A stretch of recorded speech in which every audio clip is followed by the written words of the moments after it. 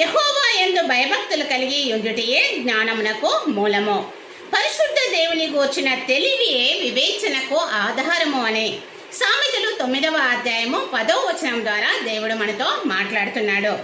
ఇక్కడ మనకి దేవుని యందు భయభక్తులు కలిగి ఉండుటయే, దేవుని యందు భయభక్తులు కలిగి ఉండుటయే నిజమైనటువంటి జ్ఞానానికి మూలమని దేవుని యొక్క వాక్యము సెలవిస్తుంది.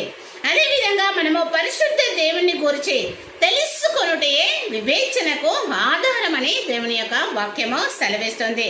కనుక దేవుని యందు మనము భక్తి అదేవిధంగా గౌరవము కలిగి ఉండడము ద్వారా, దేవుని యందు మనము భక్తి అదేవిధంగా గౌరవం కలిగి ఉండడం ద్వారా మనకి జ్ఞానము అదేవిధంగా వివేచన లభిస్తుందని దేవుని యొక్క వాక్యము సెలవిస్తుంది. కనుక దేవుని యందు భక్తి కలిగి లోకంలో జీవిద్దాము కాక.